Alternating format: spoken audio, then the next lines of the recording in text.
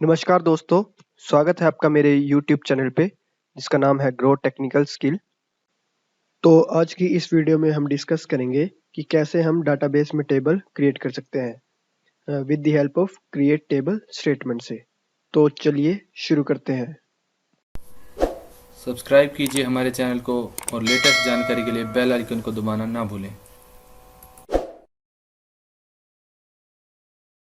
मान लीजिए मुझे एक टेबल क्रिएट करना है स्टूडेंट नाम का, और इस टेबल में 4 कॉलम होने चाहिए: नेम, रोल नंबर, क्लास और एड्रेस। तो मैं अपने डाटाबेस में इस स्टूडेंट नाम के टेबल को कैसे क्रिएट करूंगा, तो अब वो समझते हैं। तो हम क्रिएट टेबल स्टेटमेंट की हेल्प से जो है अपने डाटाबेस में नया टेबल क्रिएट करते हैं। तो ये क्रिएट टेबल स्टेटमेंट का सिंटैक्स होता है क्रिएट टेबल, साथ में टेबल नेम और ब्रैकेट में जो भी हमें कॉलम उस टेबल में लेने हैं वो। जैसे मतलब कॉलम नेम 1 लिया तो उसका साथ में डाटा टाइप, किस टाइप का डाटा टाइप होगा उसका, कॉलम नेम 2 उसका डाटा टाइप। और अगर आपको डाटा टाइप के बारे में नहीं पता है तो मैंने इस डाटा टाइप पे ऑलरेडी एक वीडियो बनाई हुई है जिसका लिंक मैंने डिस्क्रिप्शन में भी शेयर किया हुआ है। तो वहां से आप जाके उस वीडियो को देख सकते हैं और समझ सकते हैं कि डाटा टाइप क्या होता है। तो हमें ये स्टूडेंट टेबल क्रिएट करना है, तो ये भी हम क्रिएट टेबल स्टेटमेंट से क्रिएट करेंगे। तो इसे मैं कैसे लिखूंगा कि क्रिएट टेबल, साथ में स्टूडेंट मतलब इस टेबल का नेम, तो इस टेबल का नेम हमें स्टूडेंट रखना है और ब्रैकेट में कॉलम नेम जैसे हमें नेम लेना है, रोल नंबर लेना है, क्लास लेना है और एड्रेस लेना है, और इनका डाटा टाइप साथ में हमने डिफाइन कर दिया। तो अब मैं आपको प्रैक्टिकली दिखाता हूँ कि कैसे हम अपने डाटाबेस में ये स्टूडेंट टेबल क्रिएट करेंगे। तो मैंने ये डीव्यूर में लोकल कनेक्शन क्रिएट किया हुआ है जिससे मैं आपको प्रैक्टिकली समझा सकूँ कैसे हम अपने डाटाबेस में टेबल क्रिएट कर सकते हैं। तो अगर आपको ये नहीं पता कि कैसे हम डीव्यूर में लोकल कनेक्शन क्रिएट कर सकते हैं, तो मैंने इस टॉपिक पर ऑलरेडी वीडियो बनाई हुई है और डिस्क्रिप्शन में उस वीडियो का लिंक शेयर किया हुआ है। तो आप उस वीडियो की हेल्प से समझ सकते हैं कि कैसे हम डीव्यूर में लोकल कनेक्शन क्रिएट कर सकते हैं। तो लोकल कनेक्शन की हेल्प से आप जो है अपनी एसक्यूएल की प्रैक्टिस जो है वो आप इजीली से कर सकते हैं। तो मेरे पास यहाँ पे 4 स्कीमा है। पहला है ग्रो टेक्निकल स्कीमा, सेकंड है इंफॉर्मेशन स्कीमा, थर्ड है पीजी कैटलॉग स्कीमा, थर्ड और फोर्थ है पब्लिक स्कीमा। तो मैं स्टूडेंट टेबल जो है वो इंफॉर्मेशन स्कीमा में टेबल क्रिएट करूंगा। तो इसके लिए सबसे पहले मैं यहाँ पे इंफॉर्मेशन स्कीमा जो है वो सिलेक्ट कर लेता हूँ और क्रिएट स्टेटमेंट की हेल्प से स्टूडेंट टेबल क्रिएट करता हूँ। तो मैं लिखता हूँ क्रिएट टेबल, टेबल नेम है हमारा स्टूडेंट और ब्रैकेट में कॉलम नेम हमारा फर्स्ट कॉलम था नेम और उसका डाटा टाइप है varchar, लेंथ हमने डिफाइन कर दिया 20, कॉमा सेकंड कॉलम है हमारा रोल नंबर, इसका डाटा टाइप हमने ले लिया है इंट, कॉमा थर्ड कॉलम है हमारा क्लास और क्लास का डाटा टाइप हमने लिया है varchar और इसकी लेंथ हमने डिफाइन कर दिया 10 और लास्ट कॉलम है हमारा एड्रेस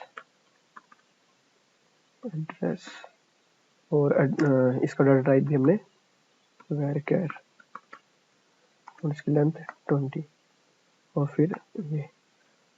तो अब मैं इस क्वेरी को जो है रन करता हूँ।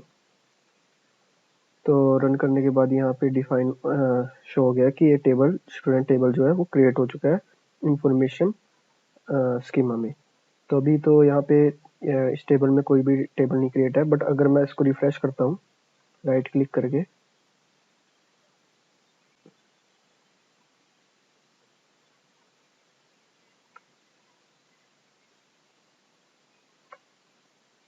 इसको भी रिफ्रेश कर देता हूँ, तो अब चेक करता हूँ, तो यहाँ पे जो है स्टूडेंट टेबल जो है मेरा क्रिएट हो चुका है। तो ऐसे हम क्रिएट टेबल स्टेटमेंट की हेल्प से कोई भी नया टेबल जो है वो अपने डाटाबेस में क्रिएट कर सकते हैं। एक एग्जांपल से और समझते हैं कि कैसे हम क्रिएट टेबल स्टेटमेंट की हेल्प से टेबल क्रिएट कर सकते हैं अपने डाटाबेस में। तो मान लीजिए मुझे एक एम्प्लॉय नाम का टेबल जो है वो क्रिएट करना है, जिसमें 5 कॉलम होने चाहिए। Employee ID, employee name, employee department, employee city और एम्प्लॉय एक्सपीरियंस। तो मैं अपने डाटाबेस में कैसे इस एम्प्लॉय टेबल को क्रिएट करूँगा, तो वो समझते हैं। तो मैं जो इंफॉर्मेशन स्कीम है, इसी में जो है एम्प्लॉय टेबल को क्रिएट करूँगा। तो इसके लिए मैं कैसे लिखूँगा? सबसे पहले मैं अपना एक स्कीमा जो है वो यहाँ पे सेलेक्ट कर लेता हूँ और यहाँ पे अब लिखता हूँ कि क्रिएट टेबल एम्प्लॉय, हमारे टेबल का नेम है एम्प्लॉय और ब्रैकेट में कॉलम नेम। सबसे पहले कॉलम है एम्प्लॉय आईडी। तो एम्प्लॉय हमेशा जो है न्यूमेरिक होती है, तो इसका डाटा टाइप में लिखता हूँ इंटीजर, कोमा। सेकंड कॉलम है हमारा एम्प्लॉय नेम और नेम हमारा जो है वो स्ट्रिंग होता है, तो इसका डाटा टाइप लेता हूँ मैं varchar और इसकी लेंथ डिफाइन कर देता हूँ 10। थर्ड कॉलम है हमारा एम्प्लॉय डिपार्टमेंट। तो इसका भी हमें ये भी स्ट्रिंग टाइप होता है, डिपार्टमेंट कोई भी नेम ले तो वो स्ट्रिंग टाइप का होता है, तो उसका डाटा टाइप भी मैं लेता हूँ varchar और लेंथ डिफाइन कर देता हूँ 20। ठीक है। और फोर्थ कॉलम है एम्प्लॉय सिटी। तो सिटी भी जो है वो स्ट्रिंग टाइप की होती है, तो उसका डाटा टाइप varchar, लेंथ में डिफाइन कर देता हूँ उसकी 10, कॉमा। नेक्स्ट कॉलम है हमारा एम्प्लॉय एक्सपीरियंस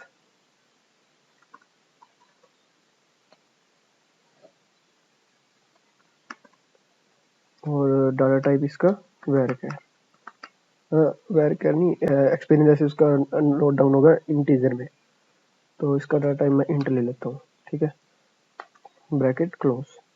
और अब मैं इसको रन करता हूँ, सिलेक्ट करके यहाँ पे रन किया, तो यहाँ पे जो है ये टेबल क्रिएट हो चुका है एम्प्लॉय टेबल। तो अब मैं यहाँ पे रिफ्रेश करता हूँ,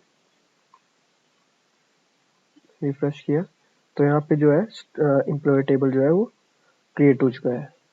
तो ऐसे हम जो है क्रिएट टेबल की हेल्प से टेबल क्रिएट कर सकते हैं।